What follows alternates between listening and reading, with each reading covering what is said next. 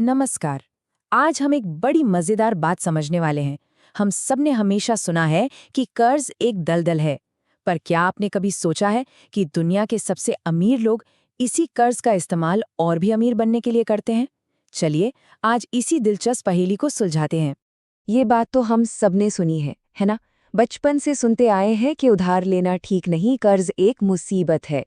और देखिए, एक हद तक ये बात बिल्कुल सच भी है, खास तौर पर तब जब हम महंगे फ़ोन या छुट्टियों के लिए क्रेडिट कार्ड और पर्सनल लोन लेते हैं। पर यहीं पर एक बहुत बड़ा सवाल खड़ा होता है।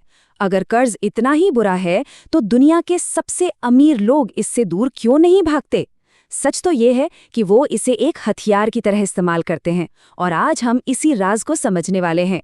तो आज हम इन कुछ रणनीतियों को एक-एक करके समझेंगे।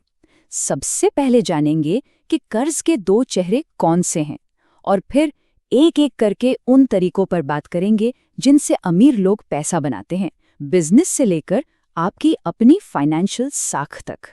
तो चलिए सबसे पहले मामले की जड़ को समझते हैं। वो एक बुनियादी कॉन्सेप्ट जो अमीरों की सोच को हम सबसे अलग करता है, और वो ये है कि हर कर्ज एक जैसा नहीं होता। देखिए, सारा खेल यहीं पर है। एक होता है अच्छा कर्ज और दूसरा होता है बुरा कर्ज। अच्छा कर्ज वो है जो आपकी जेब में पैसा डाले, मतलब आप उससे कोई ऐसी चीज खरीदते हैं जिसकी कीमत बढ़ेगी या जो आपको कमा कर देगी, जैसे कोई प्रॉपर्टी या बिजनेस के लिए लोन। और बुरा कर्ज वो है जो आपकी जेब से पैसा निकाल ले जाए, जैसे महंगी गाड़ी का लोन या नए फोन के लिए क्रेडिट कार्ड का बिल। तो अब आते हैं पहली स्ट्रैटेजी पर। यहाँ हम देखेंगे कि कैसे बड़े बड़े बिजनेसमैन अपना पैसा बचाकर दूसरों के पैसे से अपना कारोबार बढ़ाते हैं और मुनाफा कमाते हैं। इस खेल का एक नाम है ओपीएम, यानी अदर पीपल्स मनी। मतलब दिमाग ऐसे लगाओ कि अपना पैसा तिजोरी में बंद रहे और काम दूसरों के पैसे से हो जाए।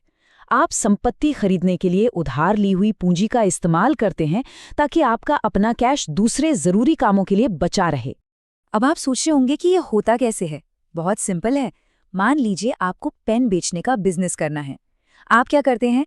आप फैक्ट्री से माल उधार पर उठाते हैं, उससे बाजार में बेचते हैं, उससे जो पैसा आता है उससे फैक्ट्री वाले का पेमेंट कर देते हैं, और बचा हुआ सारा मुनाफा आपकी जेब में। सोचिए, आपने 1 रुपया भी नहीं लगाया, फिर भी कमा लिया। तो सबक ये है कि अपनी जेब से पैसा लगाने से पहले हमेशा दूसरों के पैसे से काम करने का रास्ता ढूंढना चाहिए। चलिए अब आते हैं दूसरी रणनीति पर। ये वो तरीका है जहां अमीर लोग बैंक के पैसे का इस्तेमाल करके एक ऐसी संपत्ति बना लेते हैं जो उन्हें जिंदगी भर कमा कर देती रहती है। देखिए, वो अपनी पूरी सेविंग्स लगाकर घर कभी नहीं खरीदते। वो क्या करते हैं? बैंक से लोन लेकर एक पुरानी प्रॉपर्टी खरीदते हैं, उसे थोड़ा ठीक ठाक कराते हैं जिससे उसकी कीमत बढ़ जाए, फिर वो उस प्रॉपर्टी को रीफाइनेंस कराते हैं। इसका मतलब होता है कि बढ़ी हुई कीमत पर एक नया लोन लेना और पुराने वाले को चुका देना। इससे होता ये है कि उनका लगाया हुआ सारा पैसा वापस आ जाता है, और उनके पास एक प्रॉपर्टी भी बच जाती है जो हर महीने किराया दे रही है। ये तो वही बात हो गई, आम के आम और गुठलियों के दाम।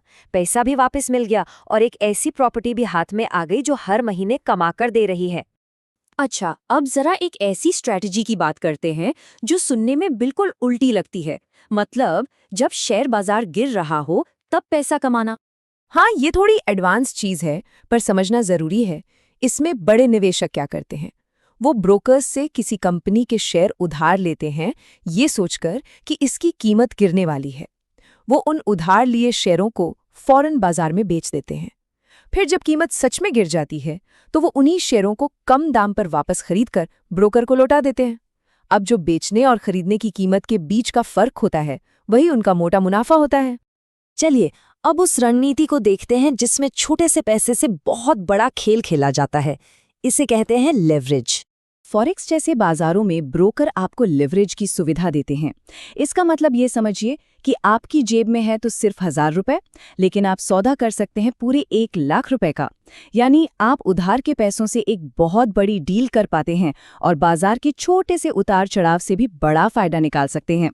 लेकिन एक मिनट, यहाँ एक बहुत बड़ी चेतावनी भी है। ये एक दो-धारी तलवार है। यहाँ इनाम जितना बड़ा है, नुकसान का खतरा भी उतना ही बड़ा है। अगर बाजार आपके खिलाफ चला गया तो आप सिर्फ अपने 1000 रुपए नहीं, बल्कि उससे कहीं ज्यादा गंवा सकते हैं। अब आते हैं हमारी पांचवी और शायद सबसे जरूरी रणनीति पर, और ये पैसे के बारे में नहीं है, ये है आपकी साख के बारे में, आपके भरोसे के बारे में। देखिए, हम और आप क्रेडिट स्कोर को बस एक नंबर मानते हैं, लेकिन अमीर लोगों के लिए ये उनकी वित्तीय इज्जत है, उनका फाइनेंशियल रिज्यूमे है, और वो इसे बहुत ध्यान से, बहुत मेहनत से बनाते हैं। जब आपका क्रेडिट स्कोर अच्छा होता है ना, तो इसका सीधा मतलब है बैंक की नज़र में आपकी इज्जत है। और जब बैंक आप पर भरोसा करता है तो वो आपको बहुत कम ब्याज पर, बहुत आसानी से बड़े बड़े लोन देने को तैयार हो जाता है। तो पूरा खेल क्या है? बैंक से पैसा उठाओ 3% पर और उसे लगा दो ऐसी जगह जहां से 10% का रिटर्न आए। बीच का जो 7% है वो बिना कुछ किए सीधा आपकी जेब में जाता है। तो इन सारी बातों का सार क्या है? कर्ज का एक सुनहरा नियम याद रखिए। कर्ज का इस्तेमाल सिर्फ और सिर्फ उन चीजों को खरीदने के लिए करें जो या तो आपको पैसा कमा कर दें या जिनकी कीमत वक्त के साथ बढ़े। उन चीजों के लिए कभी कर्ज ना लें जिनकी कीमत वक्त के साथ कम होनी ही होनी है। आखिर में, कर्ज एक औजार की तरह है, एक फावड़े जैसा। अब इससे अपने लिए गड्ढा खोदना है या अपने सपनों के महल की नींव बनानी है, ये फैसला आपका है। इस पर जरूर सोचिएगा।